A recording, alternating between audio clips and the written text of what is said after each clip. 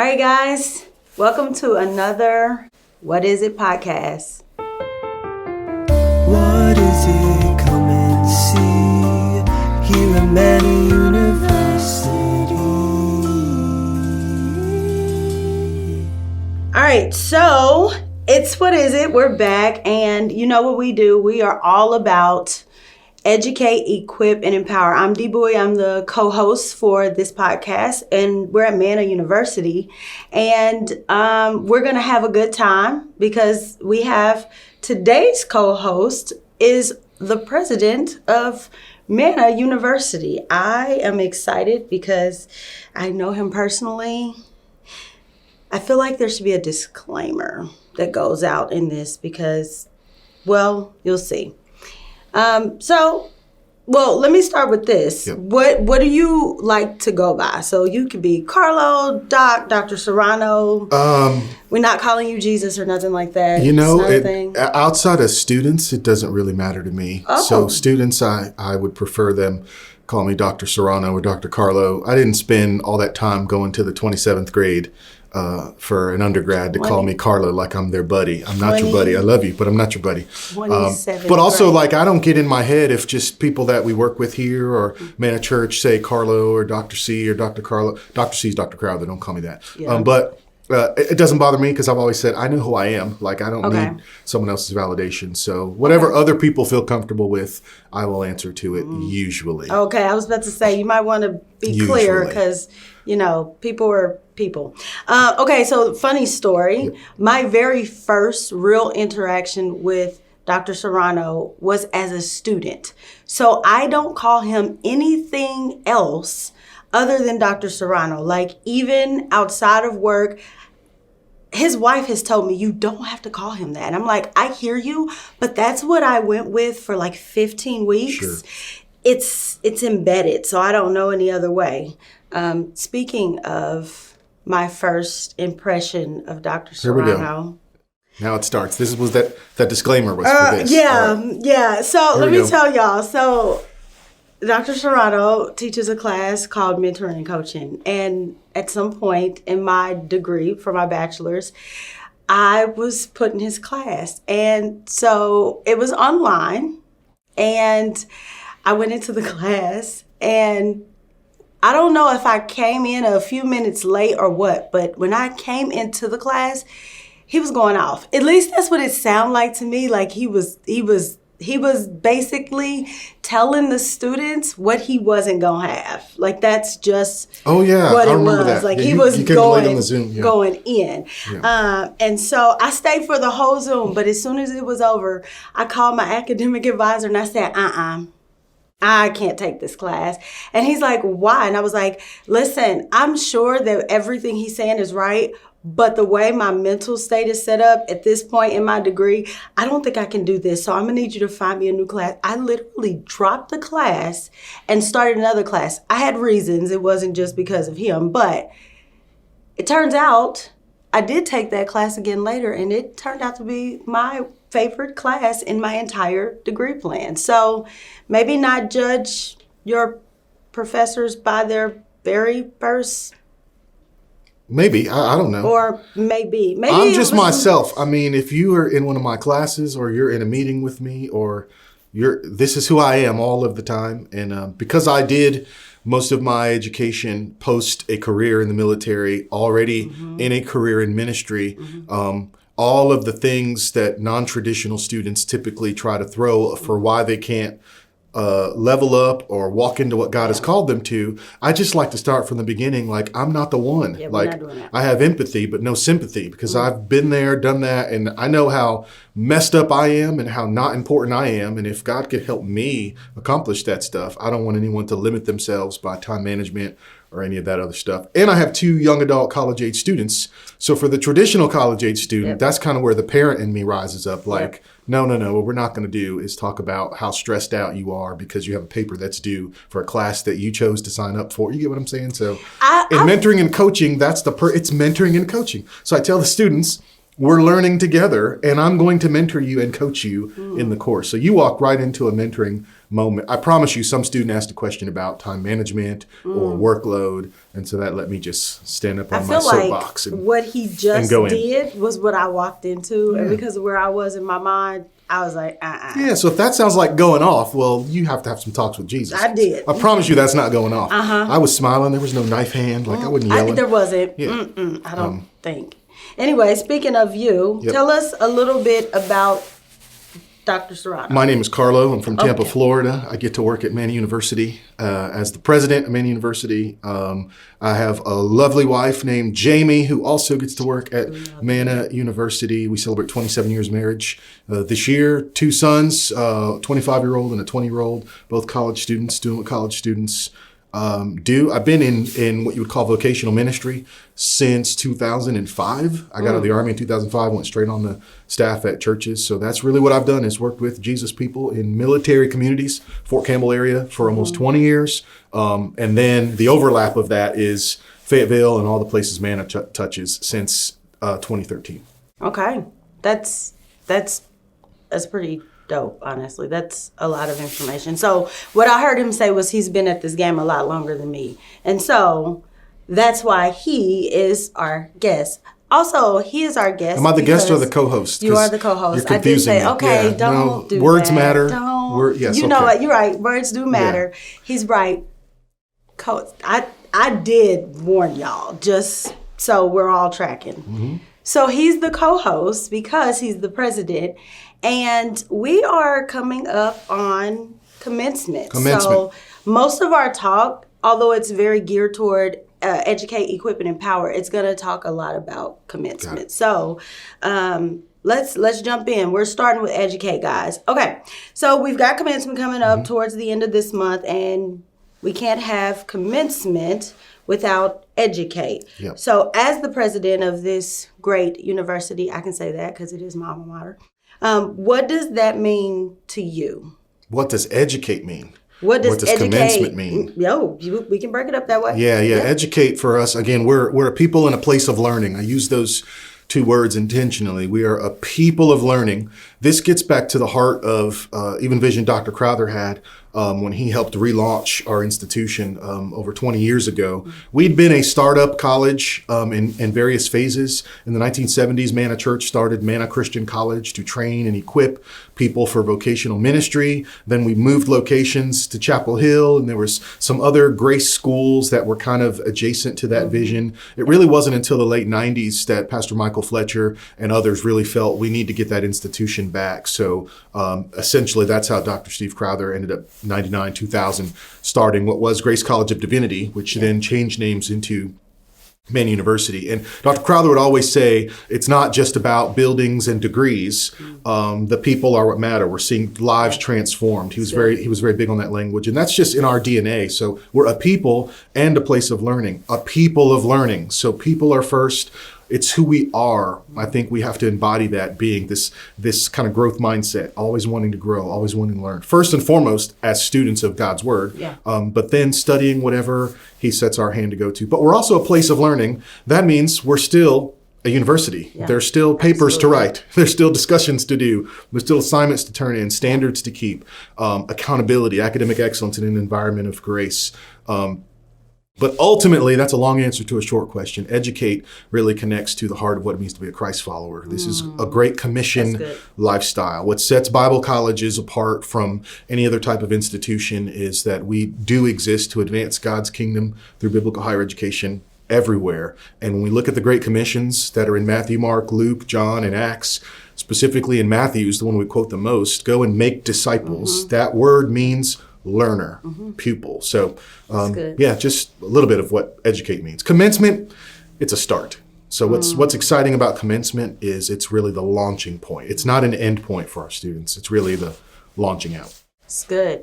I want that focus to go into what he said, what sets, Bible colleges apart from, your everyday university, is that it is, that the educate idea that it says that you are supposed to go. We are going to make disciples, and part of that is learn. I think sometimes people ask what sets Manna or a Bible college apart from, what's the difference? There's a massive difference. Yeah. And a lot of that falls in what he just said. So I hope y'all taking notes. It's really good. Okay. So you typically refer to our commencement as Super Bowl. Yep, Super Bowl. We know that the Super Bowl is probably the biggest sporting event of the year. So break it down for us. Why would we compare commencement to the Super Bowl? Yeah, these kind of wordplay things we do are funny. I don't want to mess up our rating of our podcast. Someone might eat a piece of cake and say, oh, this is like crack. And we're like, first of all, you're not a drug addict. Don't make that comparison. What they're trying to say is this is so good. It's addicting. Yeah. I can't stop having it. I want more, right? That's good. So when we compare things to the Super Bowl, in church world, we would often say that Easter is like the Super Bowl. Is it because it's a game? No, it's because it's the culminating event. It's the big event. It's what everyone is working for. If you play in NFL at a high level, you're trying to win a championship. That's right. And so for us as a school, it's important to, hey, what are we actually working towards? If it's not just about buildings, if it's not just about degrees, buildings and degrees are important. If it's not just about those things, what is it really about? And for us, the thing that is measurable is commencement. Students who started a program with us, completed the program to the standard, in many ways exceed the standard, and now we are launching them into the very reason they joined with us. So for us as a staff and as a faculty and stakeholders, it should be our Super Bowl. We should be excited. It shouldn't be commencement. If anyone's listening and you're involved in higher ed, your commencement shouldn't be something to dread. It shouldn't be a task. Good. It shouldn't be, oh man, we have to get through graduation. No, it should be, this is what we're doing. Like the whole point of people leaving where they are and coming to study. Again, think Great Commission. They left their nets, they left their tables, they left their families. They went to this teacher, learned from this teacher for 3 years. And then he said, okay, now go.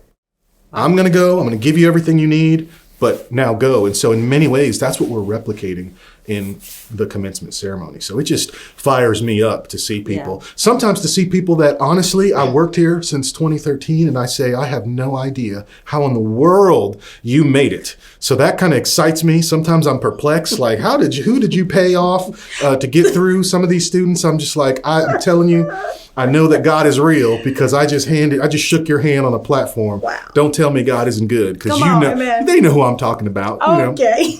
Folks know who I talk about. Don't make me start naming names. I won't do that to you.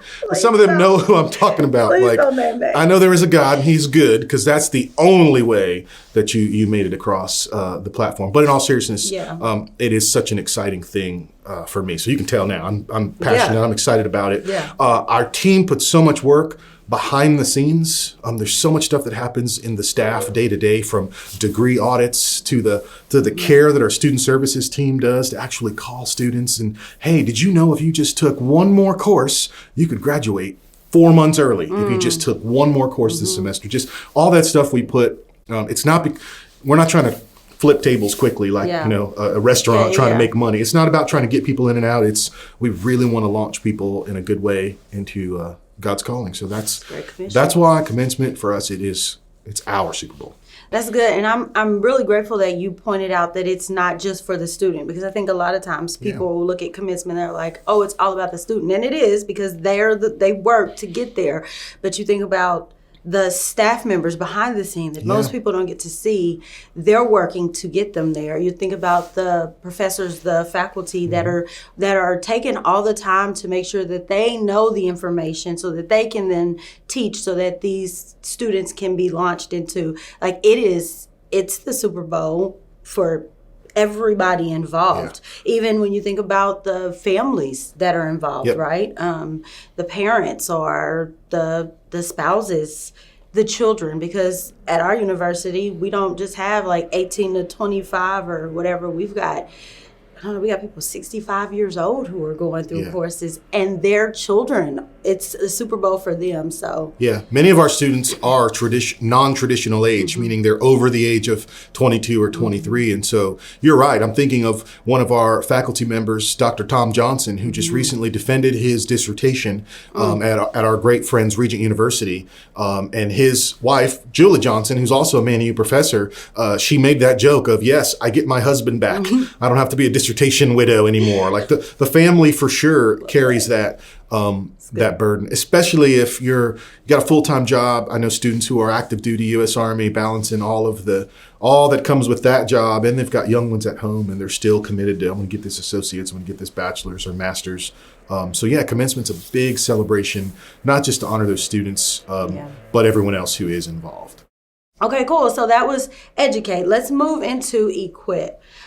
We've heard a lot about equipping from professors, pastors, even our registrar, right? But there is got to be another level of equipping, at least I would think so, when it comes to you as the president of the university. So you're equipping the staff, the faculty maybe. What does that look like for your everyday? Yeah, that's a great question, especially for every day. So when we say equip, we're talking about we serve the local church. The reason we attach equipping to the local church or to the church is because that's why we exist. We exist to provide the leaders that the church of now and the church of the future may need. Now, that doesn't mean always the pastors and the executive pastors and the like paid professional people, but it does mean that. And I think we can become too broad at times when we think of equipping. And yes, I want every believer, no matter where they are in their walk in life, to learn how to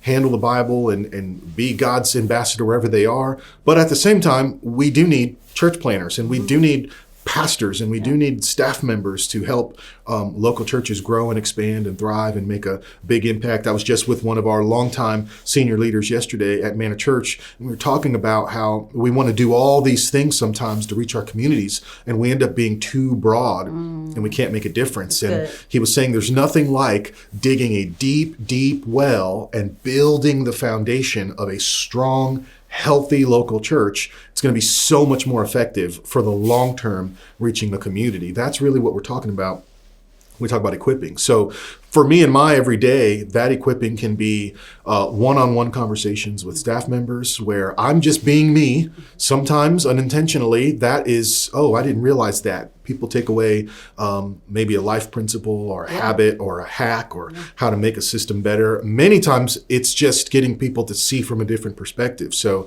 let me give a little bit of my brain to you and equip you to see from that. On the most practical sense, I mean, it can be anything from how to calendar block to how to study the Bible. A lot of what I do in equipping is truly just that. How do I understand this Bible? How do I understand the Word? How do I read it effectively and correctly? That kind of blends into the professor side. But really, equipping and serving the local church matters, because what we don't want to do as a university are create students who know a bunch of stuff but don't know how to do anything. Okay, that's what good. makes Manna Church and Manna University unique is that we believe in the concept of building and doing. So you're called to ministry. Awesome. Get some education and start doing something. Yeah. So whatever level of leadership that is, that's why we kind of promote from within. We create that upward draft of people. We're always looking for the next leaders and putting them in positions. You still got to get your education. It's both and. You still have to learn. You still need to do some deep study. There's still this, Pastor Michael Fletcher talks about character growing in a crock pot, right? Yeah. So there is this slow cooking that needs to happen. But while that's happening, there's still action. There's still stuff that's going on. And so to equip in connection to the local church is, for me as president, I need to be in touch with the local church. It's why I spend, 50% of my schedule is external, meaning I'm on a plane, I'm in a car, I am at meetings, I'm talking to pastors, I'm having lunch, I'm all along the military highway and connecting with other stakeholders just to find out, what do you need? Yeah. Just a week ago from this recording, I was with some pastors along the military highway, and I effectively said, what kind of widgets do you need? I use that term crassly, like, what widgets do you need to have a healthy church? Right. And we will help produce the widgets you need for your healthy church. I'm not trying to diminish students. You're not just widgets. But ultimately, that allows, that's a breath of fresh air, I think, for the churches. for a university to say, hey, we don't want you to make your people conform to us. We exist to serve you. Yeah. So you tell us Good. what kind of leader, and thankfully because of this Mannaverse that we live in, with Manna Church and the Multiply Network, and by extension even the Impact Churches Network, so many great churches, Grace Church Southern Pines, Grace Church Chapel Hill, Grace Life Columbia, Definition Church, so many great churches that are adjacent to Manna, that are our friends. We all kind of have that same kingdom building mentality and mindset. So it's not like it's a big task for us to shift and pivot, but I think that's the future of biblical higher ed, and it's what makes our university unique, is that we do have that connection and care to the local churches of how can we train and develop and constantly refine our programs, refine our courses to make sure we're really equipping your students. Yeah, no, that's really good. Two things I thought of when you said earlier, like people taking away little hacks for their lives. One of our first meetings, not first, like when I was a student, but once I became full-time staff at Manna University, you said something to me, and it plays in my head regularly. You said, document, because if it's not documented, it didn't happen. I document everything. Like I over document now just because of that one thing that was said. And he's right. Like unless you document it, like how do you prove? You can say you did a lot of things. I could say I ran, 7 miles. I will never say to you, by the way, that I ran 7 miles. Let's just be real clear. Because the way my knees work, I don't. Yeah, I know the military knees. But like for real, like if I ever say that I ran 7 miles, I'm lying. So just know. But like I can say it, but if there's no documentation, there's no proof, then it's just words that I said. The other thing is I get to stand right where I am today because of Manna Church, Manna University, the Mannaverse, and the equipping. Like I came here and I started as an intern in the experience internship, and now I am on staff at Manna University, something I never thought I'd be doing, and yet here I am. And it came because I had a long line of people from Manna Church, from Manna University, even the Manna Dream Center, who was readily equipping me. So I say that to say what he's saying is not just words that are fluttering out of his mouth. I'm a living, breathing testimony of those very words. And me too. I mean, when you talk about equipping, it's about think like tools. You have a task to do, and you need the skill set, the intangible, the tangible tools to accomplish this goal. Yeah. So you want to be a pastor. So you want to be an effective and good Christian leader. Well, what is an effective and good Christian leader? Okay, once we define those terms, so what does it take in order to get there? And so that's all equipping is sometimes it's literally I'm going to give you the tool. So why do I write discussion posts? Why do I write papers? Because we're trying to equip you to be an effective communicator. What does it profit you to know the gospel if you can't communicate it effectively? What does it prosper you to understand these concepts about Christian counseling or global studies if you can't articulate it? So we're going to teach you how to be an effective writer, how to properly cite your sources, how to be a researcher. Why? Because sometimes it's not about memorizing, it's about knowing how to find the information. So why do I have to cite my sources? Why do I need 3 sources? The game is we're equipping you to be a researcher. This is a skill that you'll use all over your life. You go into a job interview. Well, if I've trained you to be a researcher and I've trained you to be an effective writer, you're going to do your homework. Yeah. You're going to show up to that place. You're going to be quoting their mission statement back to them because you did your homework. You're going to know the person who's interviewing you. You're going to be able to have a conversation. You're going to be able to talk and effectively sell yourself and pitch yourself to get that job. So that's just practically what we're talking about. There's also the intangibles, those hidden character traits, those habitudes, right? There are those things that you only learn by being tested. So what I love about Manna University being so close to Fort Bragg is we're surrounded by people who live in this constant assessment mindset, this selection mindset that Manna University, Pastor Jonathan Fletcher said, Manna U is the whetstone of the military highway. The whetstone is that stone that you're sharpening that knife on. And so there's some sparks that are going to fly. Yeah. That's a process that's going to break away and all that. I'm not pretending like I know all about knives or anything like that, but that's kind of what we're doing. So we're going to put you in the pressure-filled situation. It's the only way you're going to grow in integrity and in character and in resilience. You're going to fail. You need to fail in order to understand winning. You need to take some setbacks. That's why students may show up like you in one of my classes and think, I'm going to get an A in this. I want to get a 100. And then you get that first 92 and your heart is broken. Yeah, for and you sure. make the mistake of saying, Dr. Serrano, what do I have to do to raise my grade? And I'm going to say nothing. Because you just told on yourself. You just told me you care more about those numbers than the content and learning. No, seriously. So I'll just go out of my way now and I'll make sure you never get above No, a 93. seriously. Just to teach you the lesson of, you need to grow in this, because in the big scheme, it doesn't really matter as much as we think it is, but you got to be in those pressure-filled environments. So that's just, there's thousands of ways we do equipping. That's just that's actually really good. When Andrew was on the podcast in March, he talked about that very, Andrew Sutton, one of the pastors at Manna Church, he talked about that very idea that he felt like one of the main things that set Manna University apart from other Christian, other biblical education, higher learning education places is that he got called to the carpet. The professors, they dealt with those character things, not just the education, but they equipped by dealing with, and so he's now a pastor at Manna Church, because at Manna University, it was one of those things where it's like, no, we're not going to just teach you this information. We're going to now equip you to do that. And that means I'm going to have to call you to the carpet sometimes. I'm going to have to deal with that, some of the character stuff, if you're going to actually go out and do those things. So that's really good. Okay, so it's Empower Time, which is, I always say it's my favorite out of the three, because I just have this heart for empowerment, right? So to be the president of the university is a pretty big deal, I'd say. I don't know, do you say? No, not that big of a deal? Good job. Okay. Yep. He said it, not me. Okay. Who or what was it that empowered you to get to the place you're in? Wow, that's a great question again. At Manna U, when we talk about empower, that means we develop and deploy leaders. So we develop leaders for the purpose of deploying them into their calling. We already talked a lot about that with Commencement. The people that have empowered me, a variety of folks. Empowerment is giving someone the authority and the freedom to fail, the authority and the freedom to execute a task.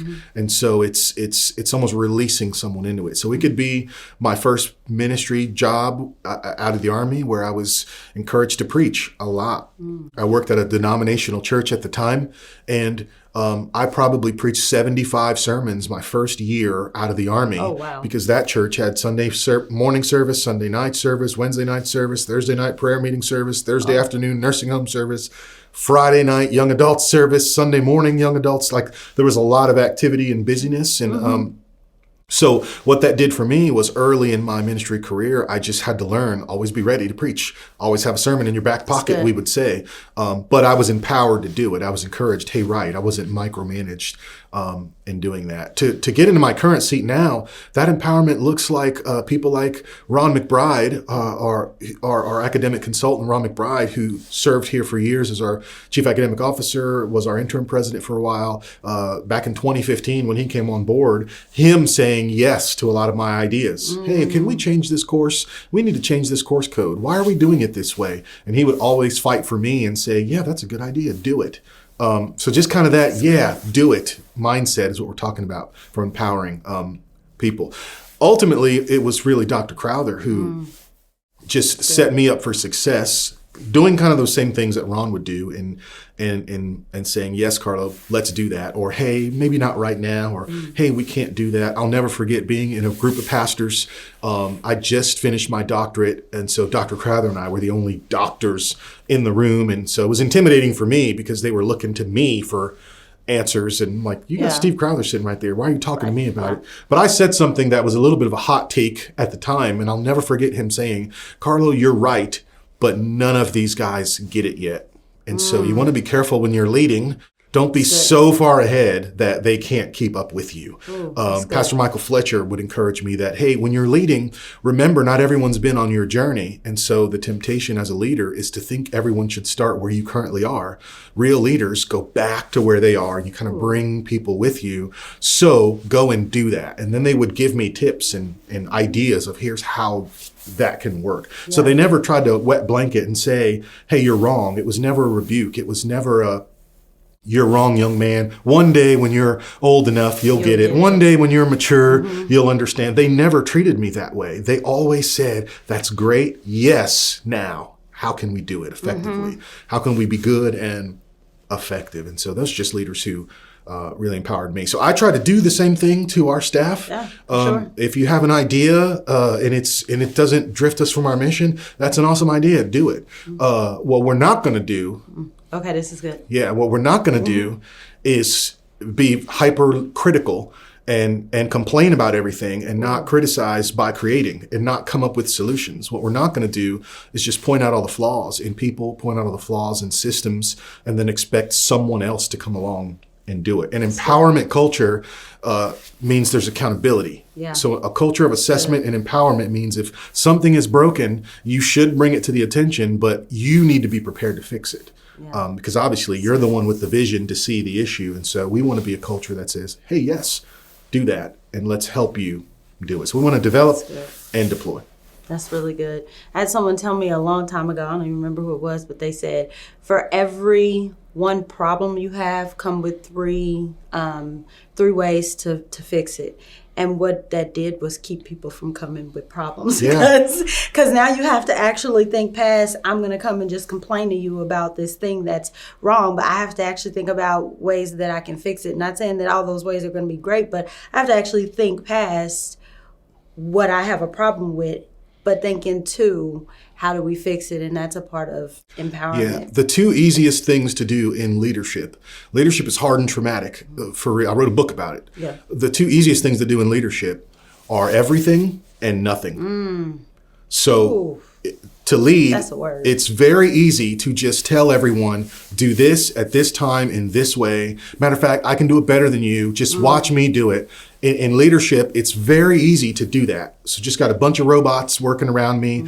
In the classroom, it's students do it exactly this way, by this standard, every time. Like, it's very easy to do that. Or to do nothing and just say, I don't care, guys. Do whatever you want. And to have this kind of big kumbaya fest where there's no accountability. Those are the two extremes of easy leadership. I think the leaders God's called us to be, good and effective leaders, transformational leaders, servant leaders, authentic leaders. I think that kind of leadership means we have to be comfortable in the mess. And to quote Stanley, a lot of what we're dealing with are not problems to solve, they're tensions to manage.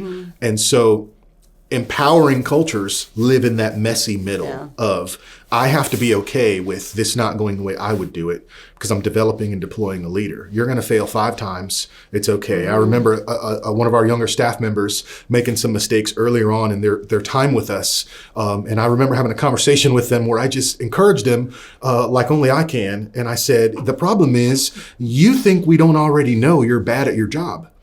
You think we don't already know you kind of suck. Like, that's why you're here, because we love you and believe in you and we want you to be better. As soon as you get free of this idea that you got to be perfect and that everyone's expecting you to be this thing that you're not, I said, it's going to change your life. Like, we love you. We know you're awful at this. That's why we're developing you and doing it. And in that team member, I know it was this is a place where failure isn't fatal. It's not final. Like, I know that I don't want to make mistakes, but I know I'm always going to be met with truth and love. There's going to be compassion. There's going to be kindness and candor. That's what empowering is, because what it does is it makes people want to come back. It makes people want to level up. And Pastor Michael, I've been quoting him a lot in this. Pastor Michael told his sons, and it's something that was passed down to me before we would preach. He would always say, preach happy. I remember just several weeks ago, I was preaching a sermon and Pastor Chris Fletcher texted me 6 a.m. on a Sunday, preach happy, because we knew the content of the message. And what that encourages us to do is to remember, hey, we're trying to build people up. So even though what I'm about to say is hard, if I say it with a smile, you'll receive it. And so one thing I love about our culture, staff and faculty, is we can have those tough conversations, but it's empowering. You can to Andrew's quote, Andrew, you can get called on the carpet and leave feeling so much better. Yeah. Not because you were manipulated, but because you realize, whoa, these folks are really for me. They're really trying to develop me. They're really trying to launch me into something else. So, yeah. That's awesome. I was actually listening to Craig Groeschel's leadership podcast earlier this morning, and he said, our problem is we see things automatically as a problem. He said, if you stop looking at it as a problem and start looking at it as an opportunity, we'll actually be able to make some changes. He said everything that comes up, everything that started as a problem. Somebody saw a problem and then they figured out how to fix it. And so I think that's a big part of what I've seen happen with my own eyes right here at Manna University. I'm a skeptical person by design. And so, but it's not a negative skepticism. I'm actually skeptic about negative people. So when someone comes with a problem, my default is, I don't believe you. I don't think it's that big of a deal. I think you're blowing it up. Let's question, let's consider it. And so that's why I would prefer, hey, if you got some issues, let's look at solutions. Let's look at how to figure it out. So challenging the assumption that there's something wrong, there's something broken. International students at Manna University, for example, we have students in 14 countries at Manna U. Many of these students, English is their fourth, fifth language. And so we've learned how to challenge the assumption. So we operate under a premise that every class is an English class. Why did we come up with that mantra? Because we're trying to develop high-level writers. That was until we started opening mentoring centers all over the world, and we realized, wait a minute, if there's a language disconnect, we're the ones who have the deficiency, not the person who speaks 5 languages. So how can we empower these students? How can we empower our faculty? So practical things we did was, let's alter our rubrics. Let's alter our standards. Let's increase some academic freedom. Again, not promoting cheating, not promoting sloppiness, but let's empower people to solve these problems instead of, or take advantage of these opportunities instead of, oh no, look at this big problem and mess that we have. And because of that very reason, we had, 4 different commencements? We had commencement last year in Mexico, in Aguascalientes, Mexico. We had commencement in Kigali, Rwanda. We had commencement in Colombia, South America. And of course, we had our commencement right here in the U.S. And in 2025, we'll, at the time of this recording, in about 2 weeks, I will be back in Rwanda to do one more commencement for a graduate student who's there. Now, I don't travel all over the world just to do commencements. And I'm not going to Rwanda just for this one student, but hey, while we're there. But while you're there. Let's give him his stuff. That's awesome. All right, our last-ish question. Last-ish. If the goal is commencement, how do we empower our students to get there? Talk to our viewers as if they are the students that you want to empower towards commencement. Yeah, academic excellence in an environment of grace is probably how we're going to empower you to get to commencement. So we're going to keep our foot on the gas. There are deadlines, there are timelines. We have certain policies like no late assignments turned in without prior approval. There's lots of angles to why we have that standard. One, we're trying to develop in you character and integrity, responsibility. Telling your professor, hey, I'm going to be late is not the same thing as asking. I don't know what your mama taught you, but when my mom taught me, that's not asking a question. So we encourage our faculty to hold to those, but then we also encourage our faculty to be gracious, to be as generous as you can. So one thing I think that sets Manna U apart is a lot of our students who get zeros or Fs, and we don't have a lot of students who get that, but of those who do end up with an F, it's not because they weren't given opportunities. That's right.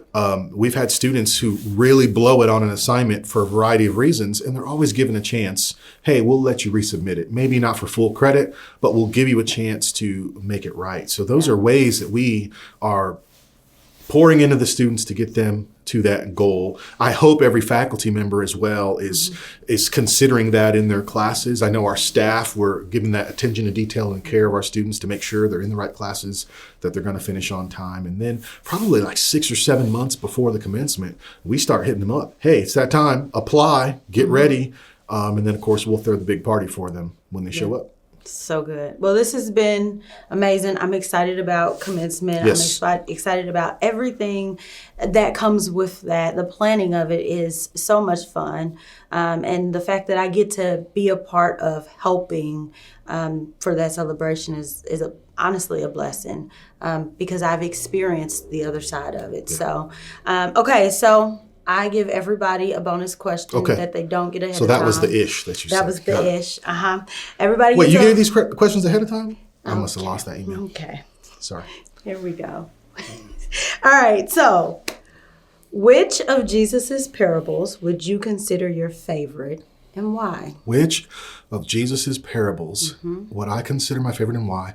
I think the parable of the lost son is my favorite parable. That whole sequence of the parable of the lost, Jesus talks about a sheep, and then he talks about a coin, and then he talks about a son.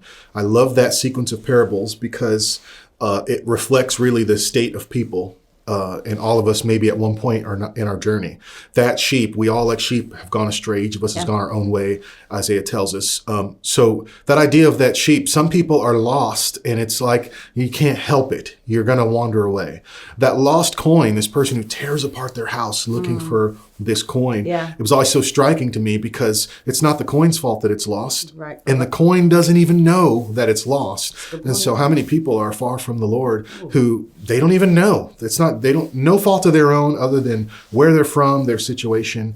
And yet Jesus talks about that shepherd who leaves the 99 to go and find that one. By the way, that's what we call a salvific passage. So this does not mean as a leader, you let your whole team suffer because you've picked one person you're trying to save. No, that person probably needs to find another organization because you got a bunch of people depending on you. That is talking about someone outside the kingdom, bringing them into the kingdom.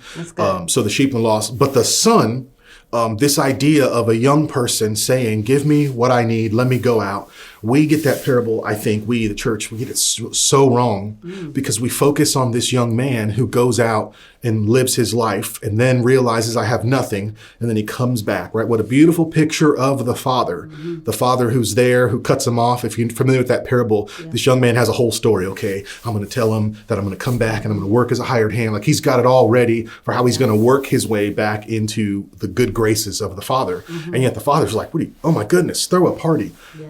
Why we get that parable wrong is because we think the lost son is the one who took the money and went away.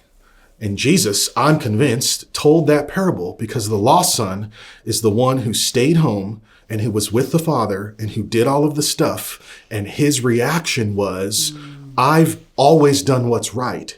Almost, how dare you celebrate this one who went off and squandered all of his money on all this loose living. By the way, do you know the parable never tells us how he spends his money? Does not. The reason we think of this lost son as, he went and spent it all on women and food. The son is the one who says those words. So this salty son, he's the one who actually says how that guy spent his money. The guy never confesses to that.